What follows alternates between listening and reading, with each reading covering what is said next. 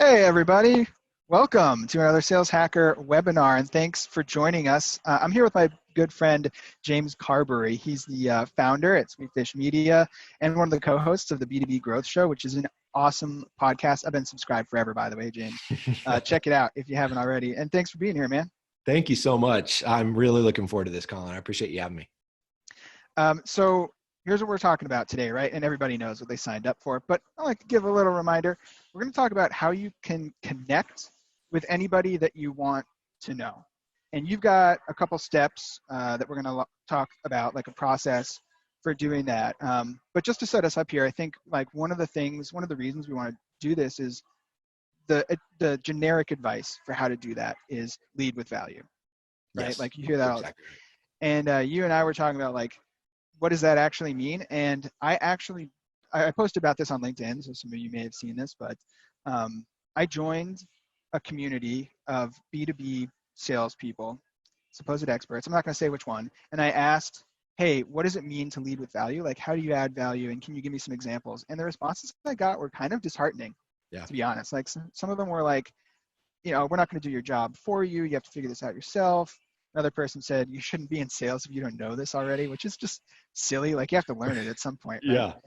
And then, and somebody else said, like they were trying to be helpful. They said, oh, it just means you don't pitch right away. Like you have to lead with something that's valuable. And I'm like, okay, well, but like how, right? Yeah. And so I think that's the question we're here to answer today. Yes. You've got this really cool process that you found works like a dream. Yeah. So we're going to get into that. Yeah. Before we jump in, though, I want to just say to everybody who's actually here for the live version that I know you joined the live version for a reason, and you all know you could watch the recording later. But this is how we have a little conversation going, right? So you're here, you can ask questions. Go to the bottom actually right now and open up that chat box. I'm going to do it too, and then you're going to see a little blue bubble thing. Change it so it says all panelists and attendees, or just so it says everybody. So you can all see each other's questions. You can talk about stuff, ask me stuff, ask James stuff. I'm going to say hi, everybody. Go ahead and introduce yourselves there too, so we know who's in the room. We got Amy Tweet from Minneapolis. Hey, Amy. Will Fisher from ATX. I should know this, but I don't know what ATX is. Do you know, James? Austin, Texas. Okay. Heather from Charlotte. I was just in Niagara Falls, or close to it. I was in Buffalo. I've never been. I hear it's beautiful. Oh, everybody's all over the country. I love this. Brad in Seattle, Ryan in Indianapolis. Hey, everybody. All right. You guys get it? You can use the chat box. You can talk to each other. You can ask us questions. Let's get into it. So, James, here's the loaded question. How do you connect with people who you want to know? Yeah, so the short answer to that, Colin, is content collaboration. So we've been doing it with B2B growth. We've done it over, I think, almost 1,300 times, maybe over 1,300 times. Wow. At this point. And basically, we created a content platform where we could feature our ideal clients who are VPs of marketing at B2B tech companies with 50 plus employees as experts on our content platform. And this is the crux of the whole thing, is having a content platform that shines the spotlight on your ideal buyers and not you. So many people want to create a content platform that highlights their own expertise, but we did not start the B2B podcasting show, which is our expertise. We didn't start the Sweetfish Media podcast, all about us. Instead, we started B2B growth, and we interview VPs of marketing at B2B tech companies with 50 plus employees. And sure enough, when you ask people if you want to feature them on your show, it doesn't have to be a podcast. It could be a blog series. It could be a video series. Seen people do it, stuff on Instagram. Seen people write books collaboratively with their ideal buyers. Like, hey, I'm writing a book about this topic. Would love to feature you in the book. Can you jump on a call? It just works when you're thoughtful about what the content platform is, when you're thoughtful about shining the spotlight on those people. And it's a way for you to add value, like what you were just saying earlier, Colin.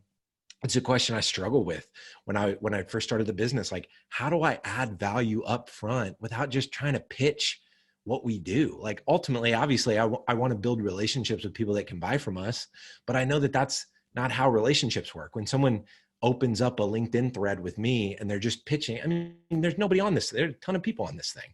Nobody loves getting sold to.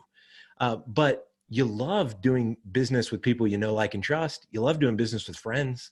And to me, I mean, Colin, based on our conversation, I have a feeling you're going to resonate with this, but I just think the word friendship needs to be used more in business. I don't think we think about it that way. I think we have our business life and our real life, and those are pretty separate most of the time. But man, I think if we thought about, man, my potential buyers, how can I go about becoming friends with them? And this strategy, like collaborating with them to create content that makes them look awesome and also educates other people that look like them.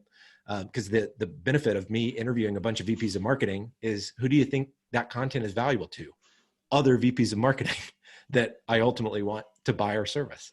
And so even if you interview somebody that doesn't end up becoming your customer, which happens a lot, it's okay, because you made a friend and you ended up creating great content, hopefully, if you did it right. So that's at a high level, that's what it's all about to me.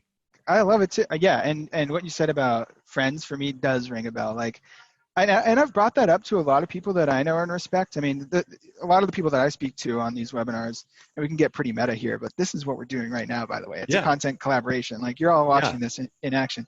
But I've asked other people that I know and respect, like, hey, couldn't you just like approach a sale or approach marketing like you want to make a bunch of friends?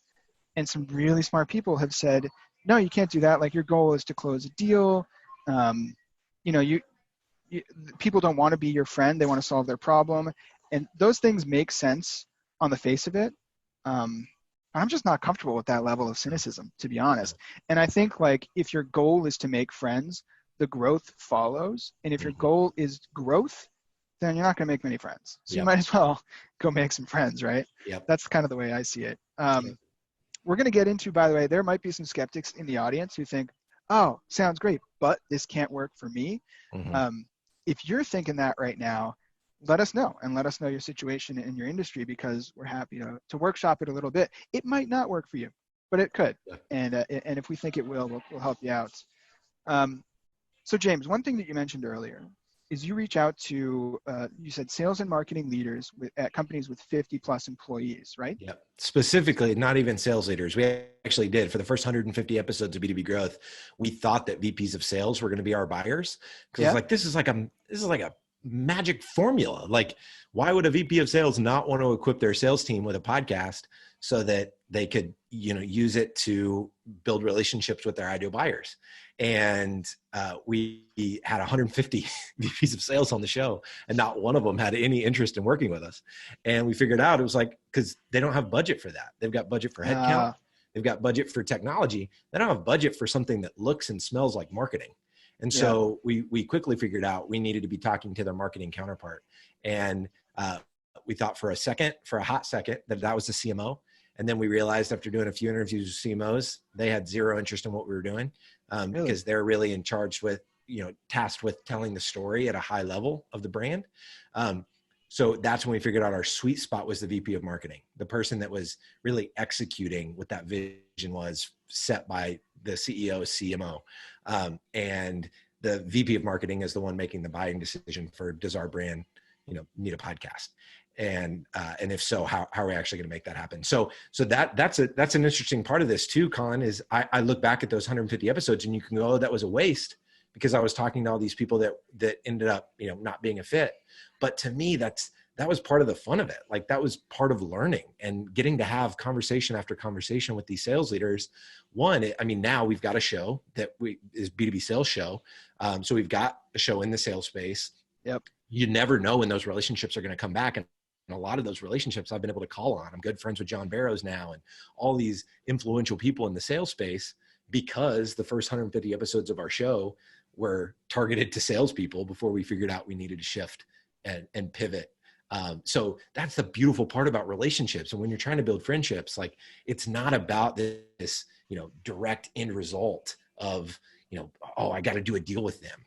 It's, no, I'm trying to build friends with people that hopefully I'm going to, be in this thing for a long time. And my career is going to, last a long time. Like, the average person spends 90,000 hours at work. That's a lot of years.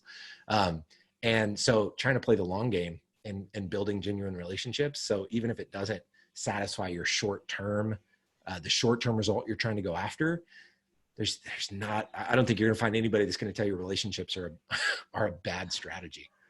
Right. Yeah. Play the long game. But so for the people who want to like reverse engineer what you've done for themselves, you actually have like a process that breaks this down, right? Because Yeah.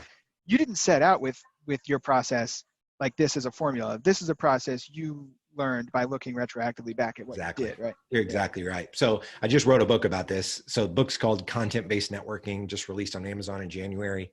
And we distilled the process in that book, but it's basically a 3-part framework. And the framework is this. So the first part of the framework is goals. And we distinguish in the book between dreams and goals. So dreams, my dream, I did a lot of guest outreach to companies that were on the Inc. 500 list and the Deloitte, like I think it's like Deloitte Fast 500, all these fast growing technology companies that they were innovative in their marketing. And I was like, oh, they'd be a great client for us. So as I was like finding all these people, VPs of marketing or, people in marketing at these fast growing companies, I was like, man, how cool would it be for Sweetfish to be on one of these lists one day? That would be really cool for us to be like a fastest growing company. And so that was like that was the dream. But when I started thinking about, okay, what's my goal then? My goal, it looked a little bit different. My goal was, okay, I want to connect with these specific types of people that I know can buy from us. If there's a need there and they are looking to get into podcasting this year, then that can work. And the distinction there is important, because when you make your goals about relationships, it just makes you think differently about your approach. And so I'd argue that anything you're trying to accomplish, your goal should be centered around who do I need to know that can help me toward that goal and dream. And what you're going to find is that if I want to build a relationship, if my goal is a relationship with a particular type of person, back to what you were talking about earlier, I got to figure out a way to add value to them first, because what is it? The Dale Carnegie quote, like you're only going to get so far trying to get everyone else to care about your thing. You got to care about what everybody else's goals are. And the more people that you can help, their goals come to fruition, the more likely you are to reach yours. And so your goal is the people that you're trying to connect with. And that's a really, really important step. I see a lot of people screw this one up, and they think that their goal is to interview Gary Vee or, these big name thought leaders. But if you're in sales, I mean, for the people listening to this, if you're in sales, the likelihood that Gary Vee is going to buy anything from you is very slim to none. He is probably not your ideal customer. Your ideal customer is probably a lot less sexy. They own an HVAC company, or, they're in marketing for an airline, or, they're people that aren't being asked to be featured in the media, which is why this strategy works so well, because you're not trying to go after big name influencers. That's not your goal. Now, That's some right, people it might be. If you ask Gary Vee to be on a podcast, that sounds like him doing you a favor. Yes. But if you ask the office manager at the hospital to be on a podcast, that's all of a sudden exciting, because she probably doesn't get asked that often, right? That's the idea.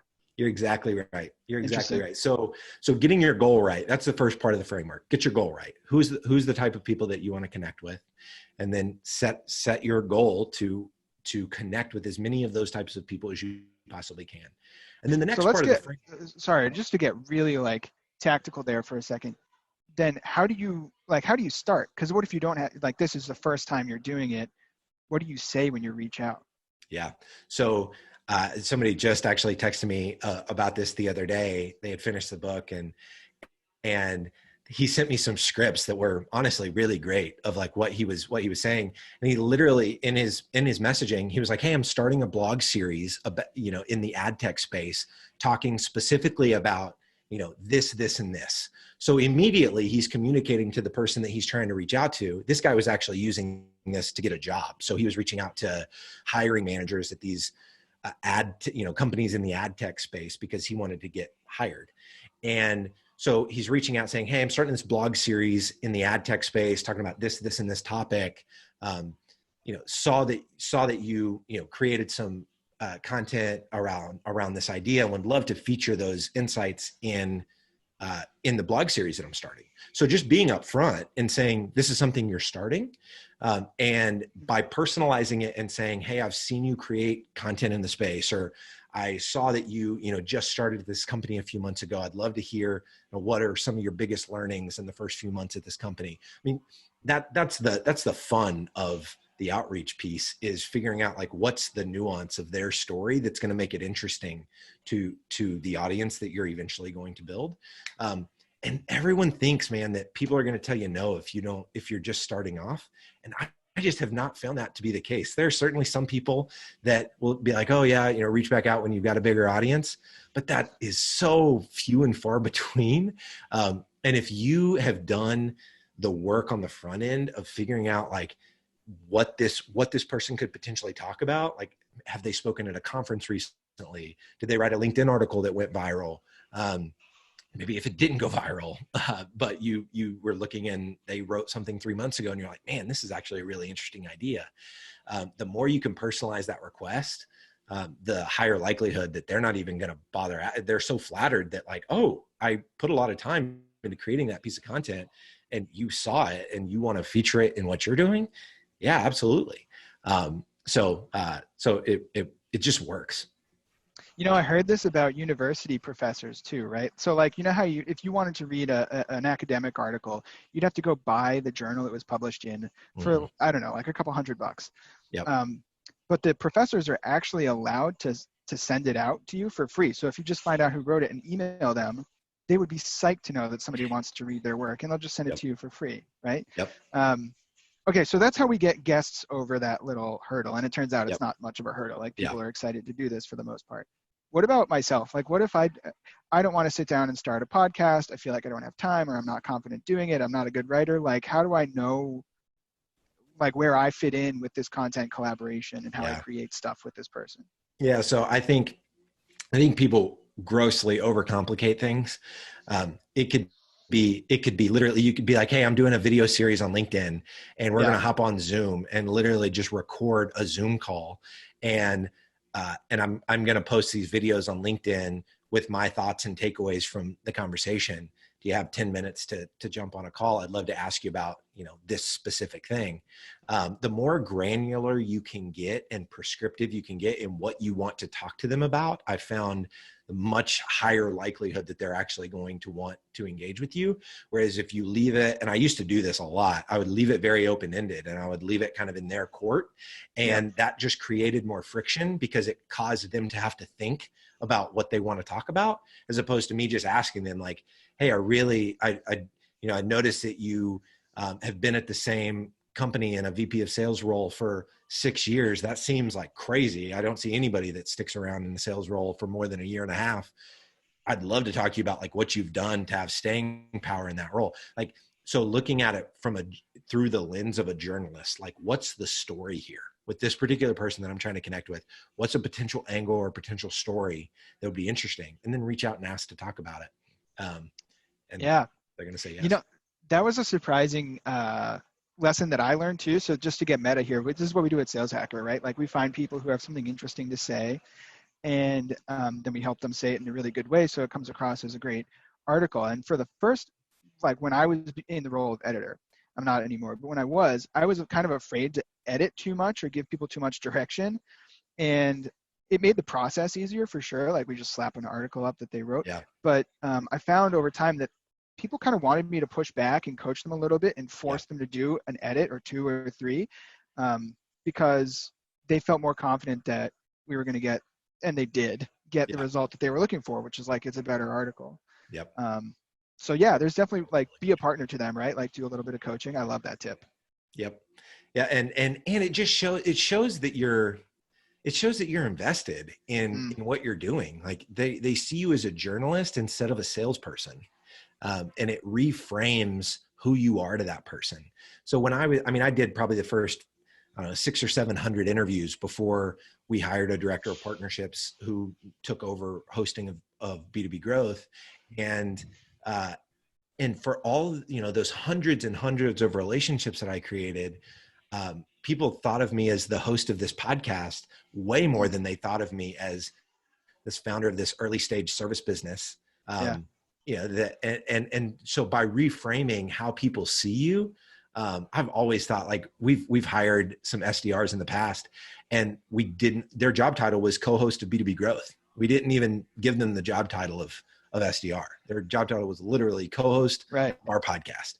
And I just think that's such a smarter way to kind of build your personal brand around being a journalist, someone that's curious and asks good questions, and is this person that knows a lot of people because they've done all these content collaborations. And I just think it's a really ninja way to do it, and a very 2020 way to do it. You know what? The first time we met, so we were at, what is it called? The Blue Dragon, Yeah. right? Or something in Boston. We got dinner. And I was sitting there like, wow, James is like, got to be the luckiest person in the world, because he knows all these people who are sales and marketing leaders that I would love to meet. Come to learn over the course of our conversation, and since I've known you, that it's not luck at all. Like, you've kind of found this process to manufacture serendipity. Yeah. And like an amazing network. The difference is that, like, you're willing to do the legwork and think long term, and you're not hustling to close a deal tomorrow. You're trying to build an awesome network and just know everybody that is in your space. Yep. I also think it helps that you're genuinely curious, by the way.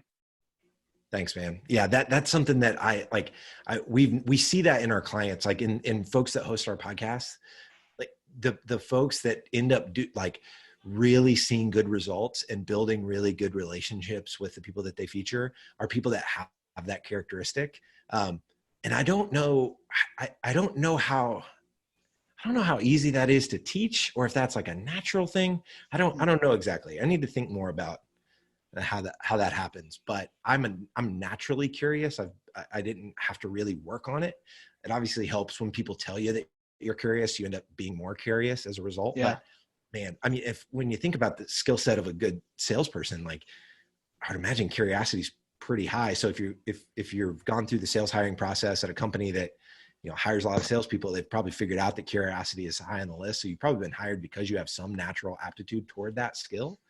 Man, so I just think the strategy is super effective, especially if you already have a leaning toward being a curious person. Absolutely. That makes it so much easier. So let's get back to the process, right? So you have this 3-step process. The first step is goal, and basically knowing that your goal is to connect with people and knowing who those right people are. And it might take some time to figure out. You don't necessarily get it right the first time. Yep. So you iterate. What's step 2? Yeah. So the second part, we call the second part of the framework people. And this is how do you actually engage the people that you want to know? So talked a little bit about this before. There's a lot of, there's this, the special sauce is in approaching it like a journalist and going after, approaching these people, having done a little bit of homework. Again, like when I first started doing this, I wasn't doing a lot of homework, and we were still getting probably 35 or 40% of the people that we reached out to said yes to being on our show. So even without doing research, this crap still works. Like it's just effective. But I found that it's even more effective if, like, you see a tweet on, you're seeing somebody tweet and you reply to their tweet and you're like, man, I would love this. This is incredible. This is an incredible thought. Would you have any interest in being a guest on whatever XYZ podcast, or, on my blog series, whatever. So engaging with people on social, engaging with people in communities where your buyers are hanging out, and kind of customizing the request to be on your show based on something they've already produced. That's like a super ninja way to do it. Maybe your buyers don't produce a lot of content. We've got some of our customers, their buyers don't produce a lot of content. So we're looking for other indicators of, like, they just joined this company, or they've been at the company for a long time, or looking for narratives, right? Like really approaching your outreach to this person like a journalist. And that's the fundamental, like, mindset shift. Is like you're approaching people not as someone trying to get them to give you 15 minutes for a demo, but you're approaching them as a journalist. And when you do that, I've got a lot of, in the book, I outline a lot of like email scripts that you can use to get connected with people. And some of those kind of tangible insights from that chapter, I had a lot of people that have reached out and said that those scripts were super helpful. And really the magic is being brief. Like, we write 2 or 3 sentence emails tops, and we ask a very, like, easily answerable question in the email. So it's like, hey, so-and-so saw the Forbes article you wrote, or saw that you were featured, as one of the fastest growing companies according to Inc. Would love to feature your story on our podcast. Up for it? ? It's literally a 3-sentence email. Subject line, podcast interview ? Or, be in my blog series ? And because you're making it very easy for someone to respond by answering, like not going on and on about how great your show is. And a lot of people get tripped up because they don't have an audience anyway. So Yeah. you don't need to put that in your email. That actually is a deterrent, because as soon as someone sees 7 paragraphs in an email, they just assume you're trying to pitch them something and they ignore you. So yeah, he's trying to justify this and like overcome my objections already. Yep. Yep. Hey, Stephen, looks like Colin already answered it. I was going to answer Stephen's question. So the name of the book's Content-Based Networking, for anybody else that was curious about what the name of the book was. But yeah, I just dropped a link to the book on Amazon in chat awesome. as well. Thank you for doing that, man. So that the idea of like using the email as a way to like invoke intrigue, one way to do that is by not giving away the farm, not saying, that not going on for 7 paragraphs about all the intricate details of your show or your content platform, but instead giving them just a little taste and then asking them if they're up for it or any interest and up for it are my like 2 common, like, this is how to close an email and actually get somebody to respond. And then, nice and simple. It's super common, advice in the sales world. It's, follow up. And so whatever tool you're using to do follow up. And so we usually follow up 2 more times after the initial email. And those follow-ups can be super, super short. Hey, so-and-so, just wanted to circle back about you being on my podcast or in my blog series or in the video series I'm doing for LinkedIn. I think you'd add a lot of insight to the series. Any interest? And then following up a 3rd time, kind of the traditional breakup email, like, hey, don't want to bug you too much about this, but want to reach out one last time, see if you'd have any interest in being on the show. And a lot of times, like, people will respond like, hey, now it's just a crazy time. We're, overhauling our website, or we're in the middle of this big project. Can you reach out, 3 months later? Well, awesome. Yeah. Like they've given me, they've given me the green light to reach out again, which is great. But I've just found that brief messaging, asking a very easy to answer question, not giving away too much information, those are great ways to actually engage people. And once you can get them to reply to that first email, the likelihood of them ending up like scheduling an interview with you is so high. So even if it's just like, hey, are you available for a 5-minute call just to kind of give you an idea of what the series is about? Like, you don't even have to schedule the interview, just get them on a phone call to talk about it. Now you've engaged with them. Like, you're starting the process of building that friendship, and you're doing it as a journalist. And so people are going to be much more friendly toward you as a journalist than they are just another salesperson that's trying to get into their budget and get them on a demo. I love it. Yeah, it's such a beautiful thing. And I think salespeople are used to that motion of like following up politely and professionally, but persistently. So, everybody on this webinar is probably uniquely positioned to do a really good job at this. Yes. We've got a question here from Robert Scheckman. Thanks for the question, Robert. The question is, it's kind of a comment, but a comment for your thoughts. The friendship angle seems opposite or kind of contrarian to the idea of the challenger sales process, which I think a lot of us know and respect. For those of you who don't know, the challenger sales process is that you want to be the person who presents new ideas, pushes your prospect to like understand their underlying challenges, to help them see the fact that they have a problem in the first place, and not necessarily just be too nice to them. Anyway. Yep. James, what's your thought on this approach as like a friendship angle being contrary to the challenger sale? Yeah, this is a great question, Robert. I think this strategy actually plays exceptionally well with that approach for this reason. So if you're setting up your content collaborations where you can ask them very specific questions about their points of view on certain things, and you can literally turn your challenge into part of the content. So yep. By thinking very strategically about the questions that you're asking and knowing, you probably hear this, similar responses from a lot of the people that you're talking to in the sales process. So, like what your like how you typically challenge them. Doing that as a part of the content that you're creating with them could actually make some really compelling content. If you're not comfortable, or you don't think that they would be comfortable recording that, asking them the question, being maybe not as challenging during the interview, but then post interview, as soon as you stopped recording, using that as an opportunity to say, hey, you said this thing while we were recording. That's really interesting to me. This is actually how I think about it. What are your thoughts there? And so, by having this kind of umbrella of creating content with someone, I think that actually sets you up to do the challenger sale in a really unique and pretty cool way. That's right. It doesn't all have to be like flattery and softball questions. And before we got live, I had a question for James that I'm like, James, this could undercut your whole argument here. That I'll ask later, but I ran it by you first. So that's what it is, approaching it from a journalistic perspective. I mean, journalists ask difficult questions sometimes, but it's all from a place of genuine curiosity. Yep. Thanks for that, James. So here's another question from Dustin Delara. I hope I'm saying your name right, Dustin. It says, James inspired me to start a show. Awesome. And I ended up getting in trouble with the corporate marketing. This is a question I had, by the way, too. So thanks for asking, Dustin. What's the best way to get their buy-in, or do you just kind of ask for forgiveness rather than permission if you want to try to run this play yourself? It's funny. This just happened with a customer of ours at a pretty big company. He might actually be listening to this. I don't know. But he ran into this where he was like, I'm going to ask for forgiveness instead of permission. And was able to, worked it out of the budget that he gets as a salesperson, or I don't know how exactly it worked out.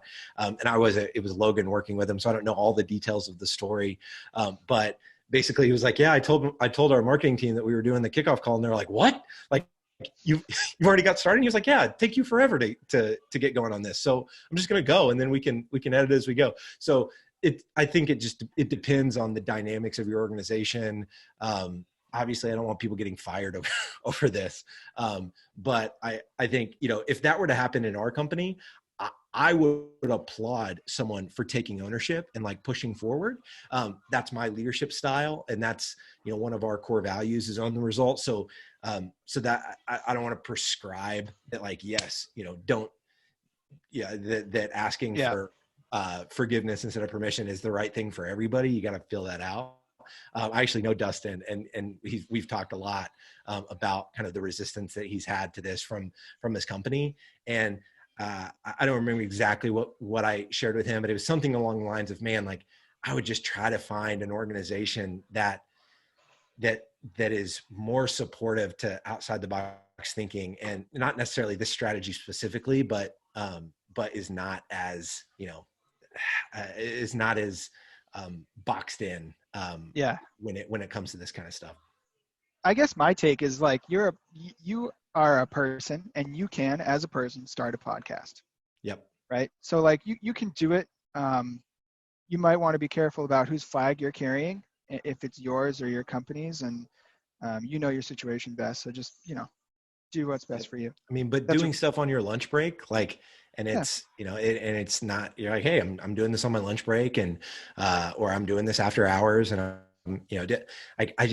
don't know, like, or you've got guys like Morgan Ingram that did it while, started getting going while he was at Terminus. Terminus was, much more accepting of that. Obviously Sangram, built a huge personal brand as the founder of that company. So he saw the importance of personal brand. There are companies out there that embrace this stuff. So either finding a different company or figuring out how to make it work at the company you're at, but doing it on your own time.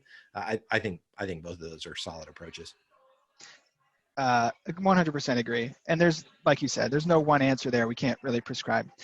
I've got one more question that I think might set us up for step 3 of your process. If it doesn't, we'll take this question and then we'll move on to step 3.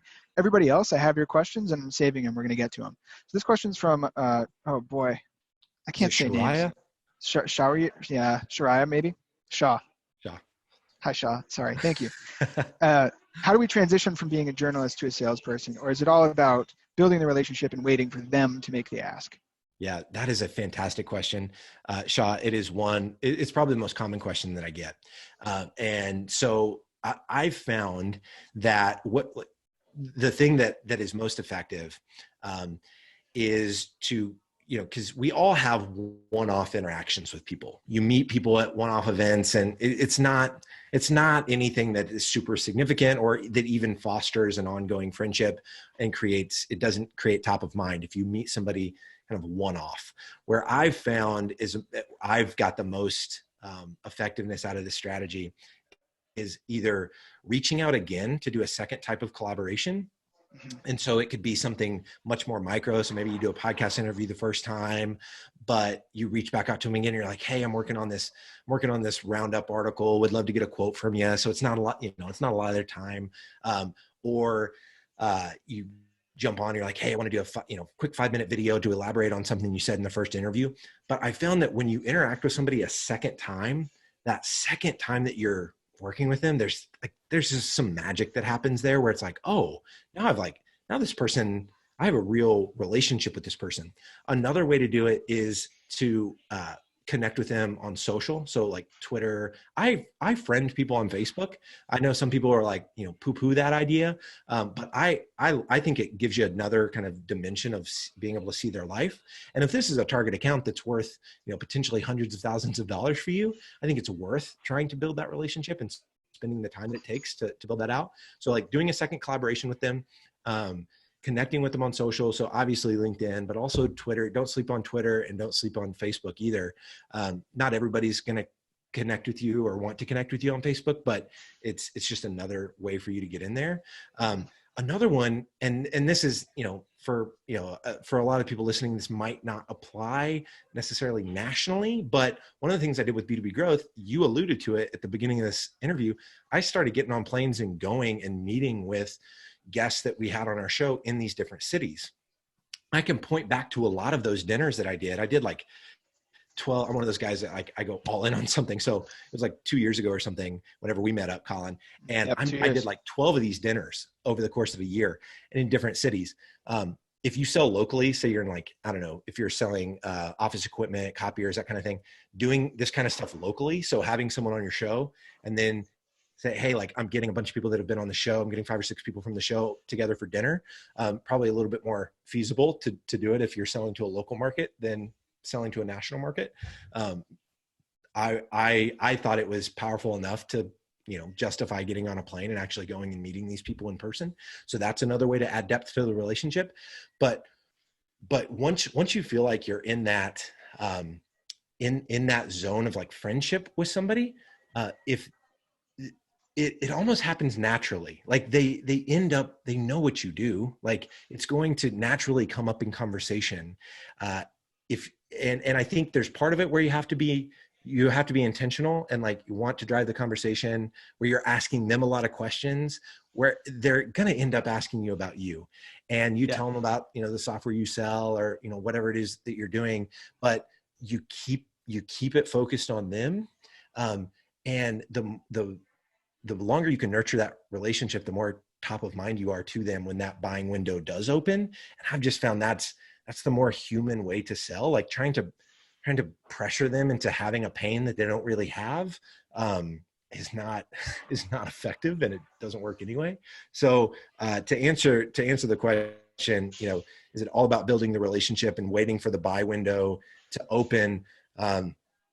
Man, that's been my approach, because I can't force a buying window to open for them. Like they're either in a place as an organization where they want to pursue the strategy that we do, which is podcasting, or they're not. Like I'm not necessarily going to convince them to do that. But in other contexts, that might be a better approach. I hate to be the guy that like doesn't want to give a direct answer. I can just tell you what I've done, and what you laid out, Shaw, is the it has been what I've done, and it's worked. I mean, we built a 7-figure business on the back of it. So the other thing to consider here is that maybe you don't, like, let's say you're in a very transactional sales role, right? Like you're a hunter and a closer with a low average deal value, and it's not worth your time to seek out a guest just so they sign a deal with you. Yes. That's okay, right? Yep. Because then if you're known as the person who cares about the role and like what you do enough, and you're known for asking really smart, cool questions about the problems that you solve and the people that you can work with, people will feel like they know you when you Yeah. do reach out to them, or when you like, you call them to Yeah. handle their inbound lead. So, there's still value in doing it, There and it's a is. cool way to It, build a personal brand. it's a really fun way to build a personal brand. It's a really Yeah. effective way to build a personal brand.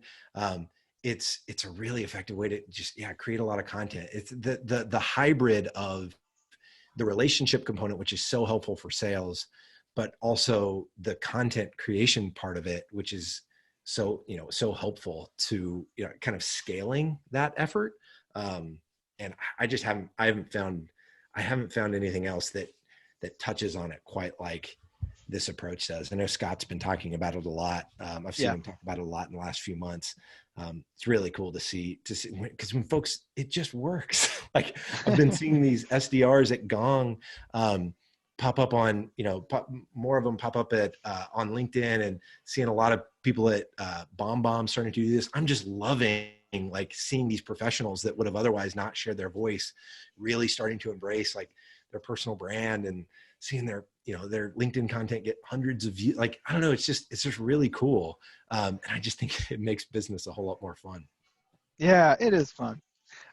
So quick note, Ben and Chris, I saw you guys raised hands. Go ahead and drop your questions in the chat and we'll get to them. Amy, I have your question too. Before we get to those though, James, so we talked about step 1 is goals. Step 2 is people, like getting in touch and starting those relationships. Step 3, what's next? Yeah. So step 3 is content. So this is the part where you figure out what's the theme of my content? What's the platform that my content is going to live on? Is it going to be a podcast? Is it going to be a blog series? Is it going to be, a video thing I do for LinkedIn? Figuring out, is this going to be an ongoing series? Or is this going to be kind of a one-off project, maybe like a virtual summit?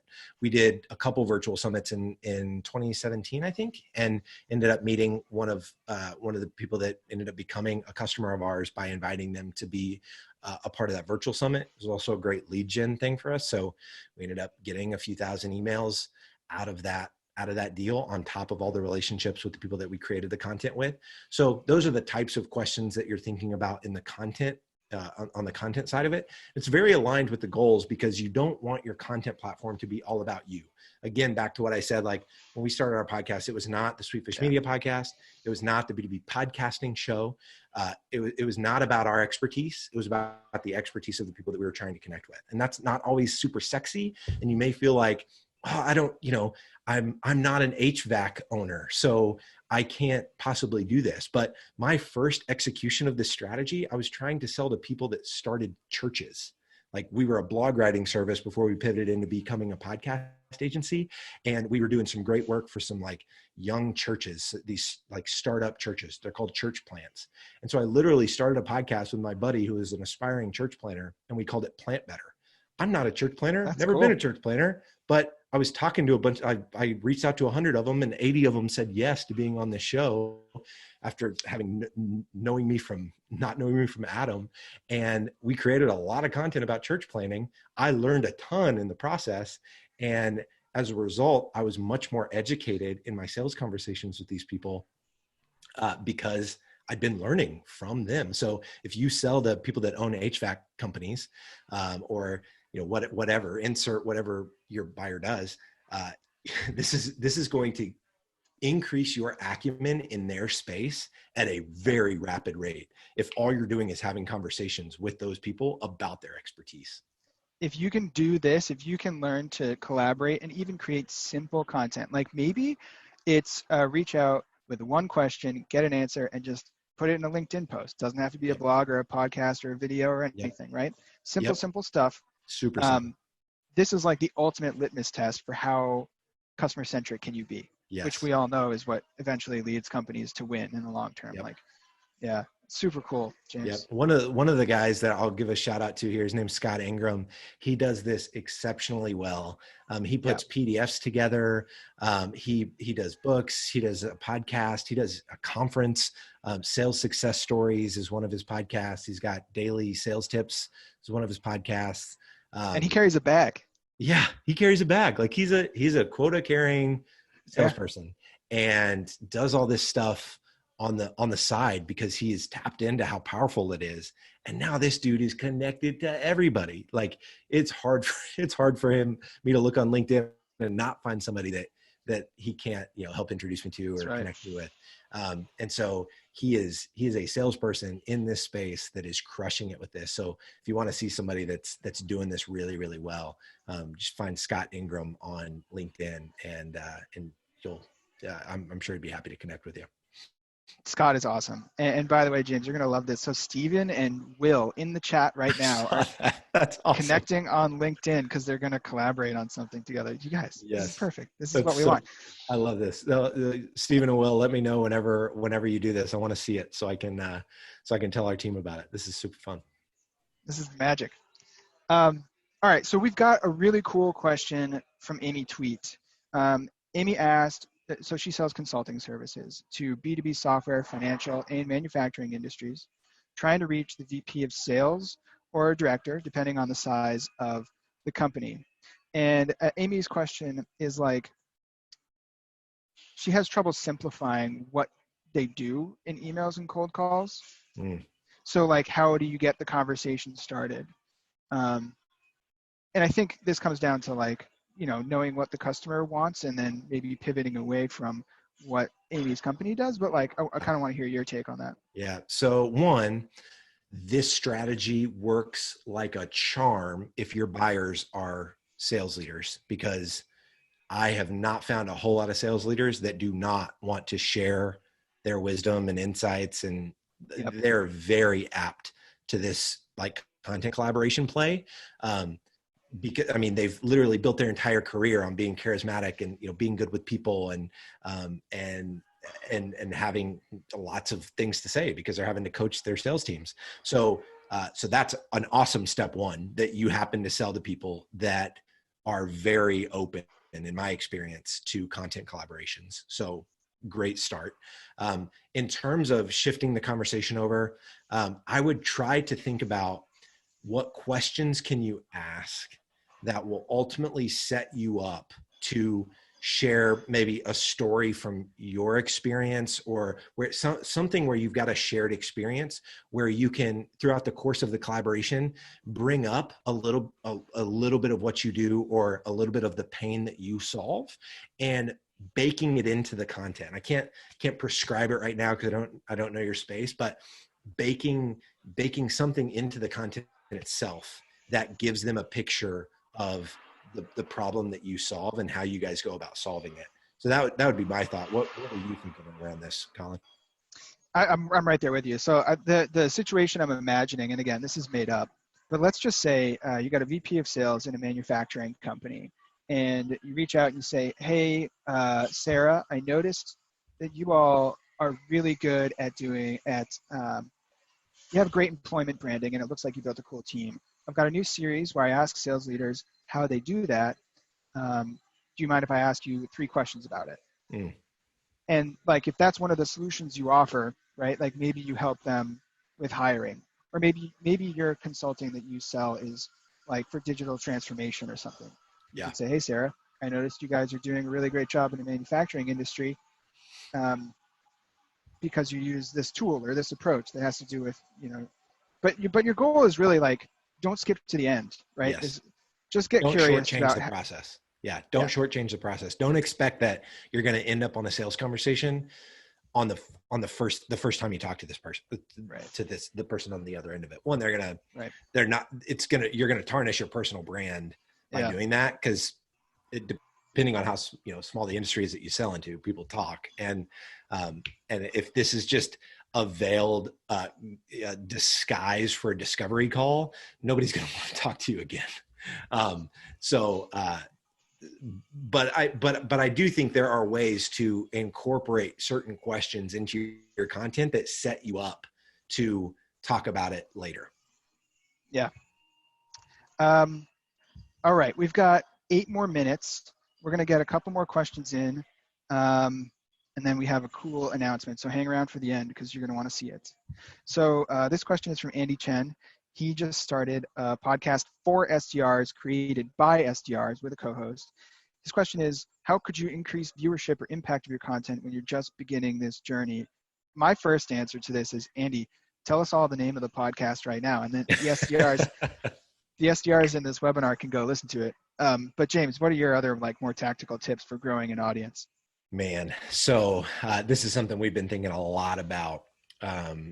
We have a role at the leadership level of our company that is just focused on this. It's the director of audience growth. One of the ways that we've found, particularly in podcasting, is to do shout outs for other podcasts in the space. And so trading off shout outs. So, we'll do a shout out for, for B2B sales show, for example, we'll do a shout out for, 7 or 8 other shows in the B2B sales space that are comparable in audience size. It's tough to, be a show that's just getting started and getting someone like Make It Happen Mondays, or, a show that's getting thousands of downloads an episode to want to do that with you because it's not as valuable to them.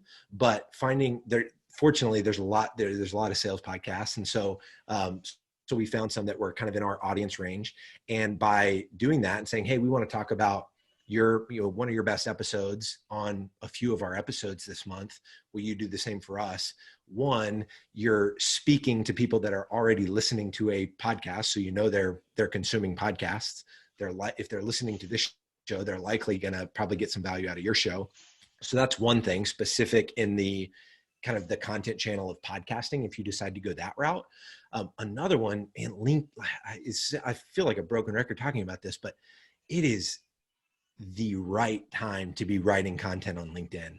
Like, their algorithm is so advantageous to folks that are creating content on that platform, and starting some sort of an engagement group, which is basically just a LinkedIn message thread. Maybe it's just with people on your team, but getting a little bit of traction. If you can get 10 or 11 likes on the post kind of coming out of the gate by having, maybe 2 or 3 different engagement groups that you're a part of. You want to make sure that you're engaging on other people's content, which is actually a great thing that you should be doing anyway, because your comments actually pull up in your connections feed. So even if you're like, I don't want to start creating content yet, writing comments on other people's feeds is a great way to do it. And then if you put your headline, like the value prop of whatever it is that you sell, which is, so ours is like, we produce podcasts for B2B brands, and I've got co-host of B2B Growth Show. So I know that people that are seeing me comment all over the place and seeing me create content are finding the show that way. And then the other way is repurposing that content into micro videos, both for LinkedIn and for Instagram. We're seeing a lot of traction on Instagram right now. So lots of different ways that you can do it. For podcasts, I think the cross promotion with other shows in the space is the thing that we found has been the most effective. But man, it's a never ending. I mean, there's obviously, right, there's marketing teams that are trying to crack the code on, how do we grow audience? It's one of those things you got to be patient with. A lot of blocking and tackling. I know the sales hacker team, you guys are big on just blocking and tackling, like doing the work of, the 4 or 5 things that work whenever you guys launch a blog post, of how you guys need to distribute it, how you need to share it. And it's just staying consistent. And so, that's my thought there. Colin, you have any thoughts on audience growth? Yeah. I mean, not to toot our own horn, but if you want to see how to do it, watch Sales Hacker, right? Like, this is the play that we run, and this is how we deliver so much value to you all. Is we find people with better ideas than me, and then we help them give them to you all. And we do it in podcast, webinar, written articles, videos, all that. Yes. So if you want to copy somebody, just look at what we do. Yep. Okay, we got 3 minutes left, and we've got an announcement. All right, you guys ready? Because this is kind of exciting. Let me see if I can figure out how to even share this screen. I'm hoping you're seeing the right stuff. All right, so here's what you're going to do next. First of all, connect with James and me on LinkedIn. There were a lot of questions we didn't get to. I'm sorry we ran out of time. But find us on LinkedIn. I know I'll answer questions. I'm sure James will answer questions, right? Yep, absolutely. Yeah, all day. And we're going to give away 10 signed copies of James' new book, Content-Based Networking, How to Instantly Connect with Anybody You Want to Know. All you got to do is go on LinkedIn, share something you learned, your biggest takeaway, one little lesson, could be big or small, and just use the hashtag content-based networking, and we'll see it, and then we'll pick 10 people, and James is going to send you a book.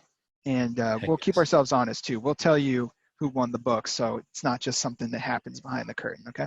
I love it.